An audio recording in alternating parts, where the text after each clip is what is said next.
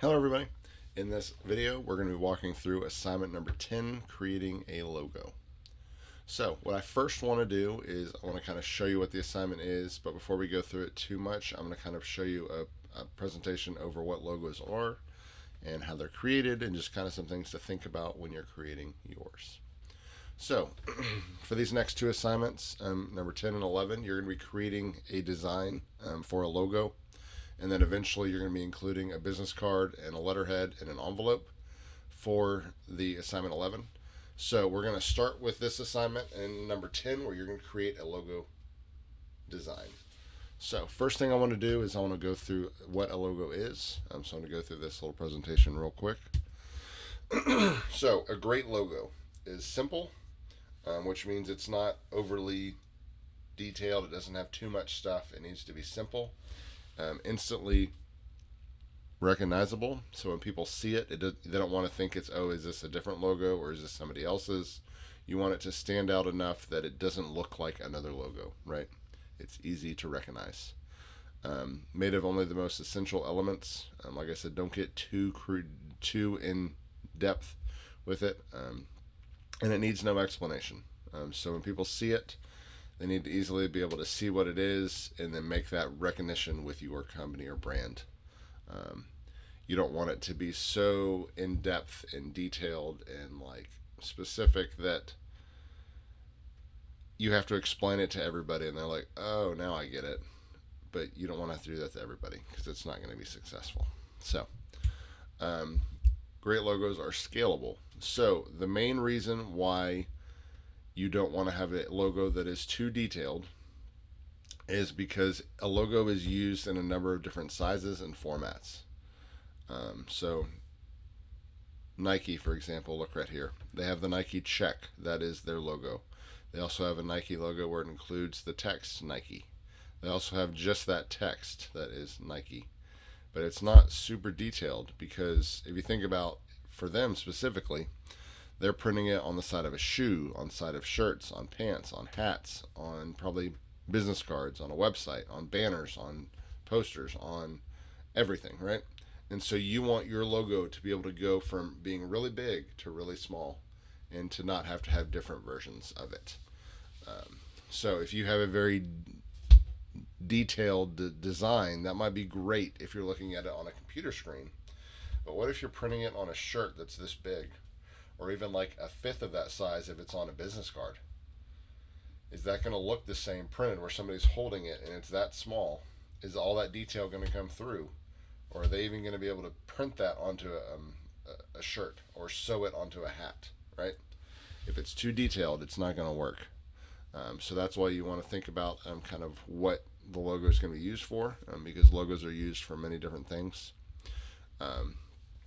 Make sure that it fits on a business card. It can be used on a website. It can be used on a t-shirt, brochure, a banner, on the side of a vehicle, billboard. All that stuff needs to be thought of when you're creating a logo because a business is going to be using it in multiple ways, not just looking at it on a computer screen. So every typeface has its own personality. So some logos only use typefaces.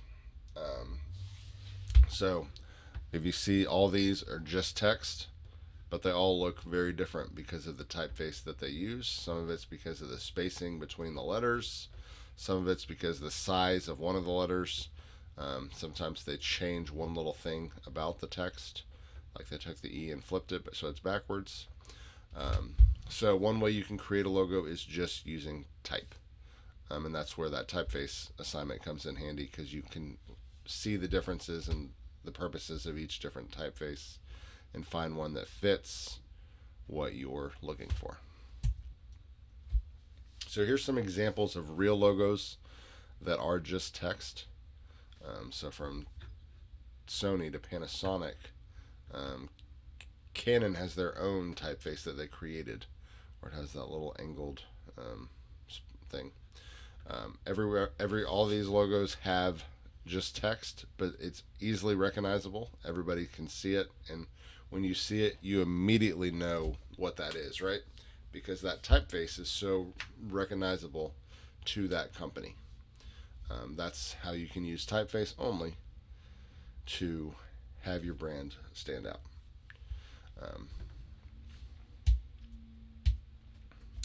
So with type, you can do a variation of it. So arts and AV, let's just use this as an example. You can just take arts and AV. You can have arts and A.V, arts and AV, all capitals, arts plus AV, arts slash AV, arts dot AV, AV arts, AV arts. So you can, like I said, just kind of take text and rearrange it and use it to just have typeface create a design. So here's some examples of that where they took text but they did a variation of it. So for this one, they took that E and they twisted it, made it into a diamond shape. For the E, Beatles, they took that T and made it stand down a little longer. This one's the same thing, the A goes up. This one's the same, the A goes up. Staples, they actually took the L and added onto it to make it look like a staple. Gillette, they actually took all the edges and made them angled like the blade of a razor. Amsterdam, they literally just put the text in, but they highlighted the I and the AM, so it says I am Amsterdam, right? So that's still text. They just use color, or they change the size of one of the letters to make it stand out and look a little different. So if a company is well established, a lot of times they can rely on just the first letter. You saw it with Facebook. Their first logo and that main logo they've always had is just an F inside of a box. Pinterest, it's just the P. Adobe, you've got the A. Holiday Inn is the H. Volkswagen, they have two. It's the W and the V. LG, you've got the L and the G.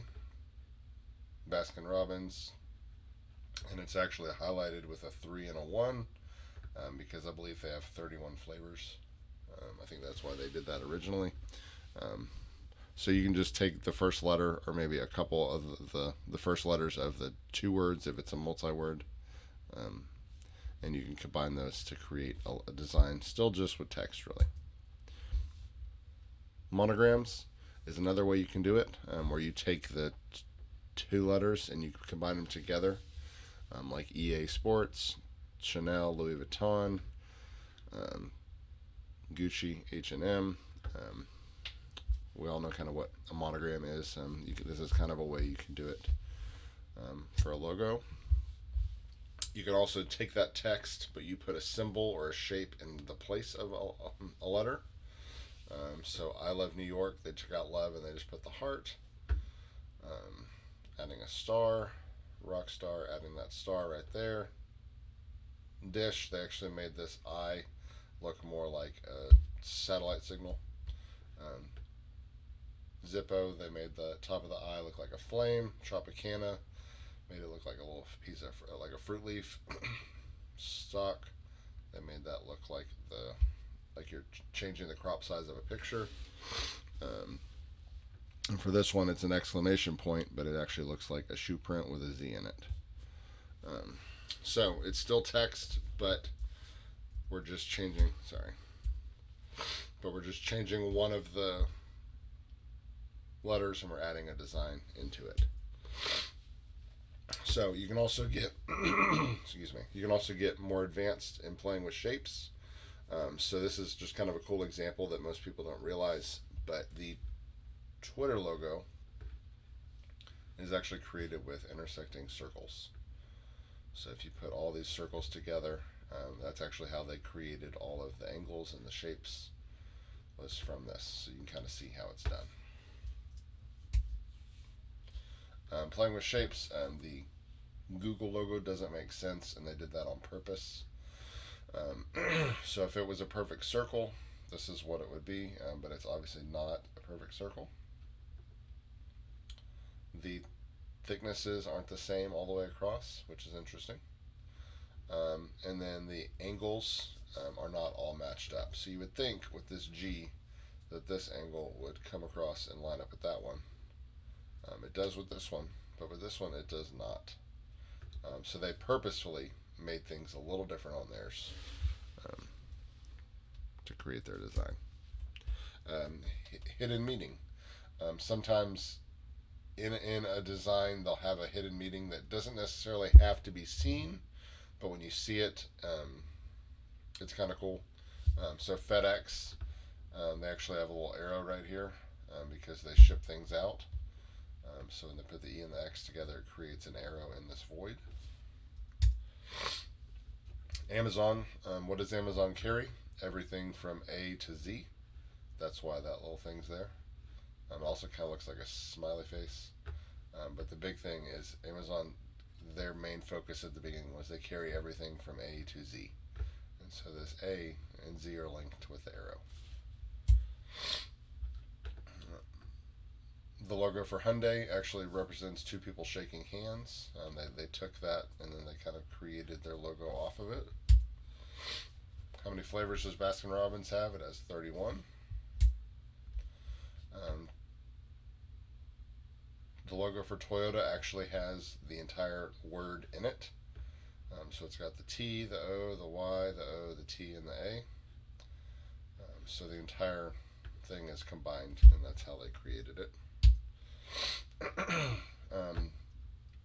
For this one, the first two, the C and the O, actually create the shape of a tire in that void. And so because they're a tire company, they kind of wanted to create that design. Pinterest, the P is actually a pin because you pin things on Pinterest. And then Toblerone, they're actually in Switzerland, and that town is known as the city of bears.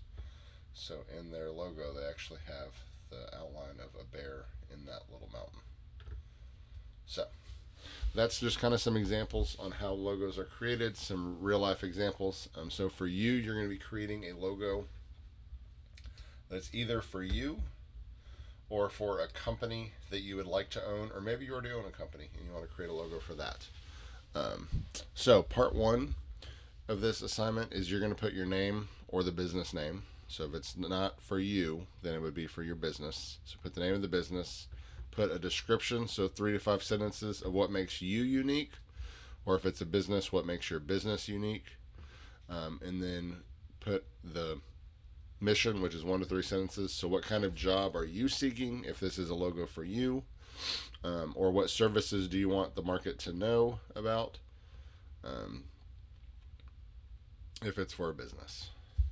And then the last thing is the target audience. So you want to put what the target audience is. So if it's for you, who do you want to be hired by? That's your target audience. If you're a company, who's going to be using your services? And so you're going to kind of put that information out there so that you just kind of have an idea. And all this does is it kind of gives you a focus for now creating your logo. We know what makes it unique.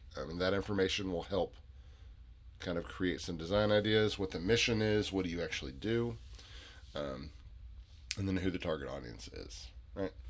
So step 2, you're going to then create 3 different logo ideas for yourself or for your business. Don't just create one. If you were a real graphic designer, you'd be creating 3 to 7 different logo designs for your client to see, and they would pick from, or they might pick parts of one and part of another, and they want to use those. So for you, you're going to create 3 different logo variations, and then you're going to pick a final design or create a design off of those 3 that you want to use. So I know when I've done this in the past, when I've taught at high school, a lot of times students will create one and like, oh, that's it. I don't want to design any others. And I force them, no, go make other ones. And most of the time, the second or the third design they make is the one they end up using. So don't just create one. I want to see all 3. And then you're going to like select or highlight or show which one is the one you're going to use moving forward. So create 3 different ones. If you want to use that presentation and kind of maybe do one that's just with text, one where you play around with the text, one with you create a design with it. It's up to you. But you're going to do 3 variations on one slide, and then your final logo, so the one that you're going to move forward with, you're going to do on a separate slide. So it'll be multiple slides for this one. So one slide should have all 3 designs that you created, and then when you pick out a final one, you're going to put that on a new slide. So once you create your 3 logos, the main thing that I would suggest to do is have some people look at them, show some family members, some friends, show your roommates, show somebody, and show it to them and see which ones they like the best. Sometimes you'll be surprised. You might really love one, but everybody else really likes another one. And for a logo, you're not making a logo for you, you're making it for others to see. And if you get it but everybody else doesn't, it might not be that successful of a logo. But if there's a logo that everybody really likes and sees and enjoys, that might be more successful than what you were thinking. And so it's always good to get help from outside people. Once you complete it, show it to people, see what they think, and that might help you figure out which one should be the one you use. So that's what we're doing for the assignment number 10. So you're creating a logo either for yourself or for a business. So once you're finished, make sure you save it, turn it in on Blackboard when you're done. That way you have a backup copy. And then next week when you start putting together your final portfolios, you'll include this in it as well. Thanks.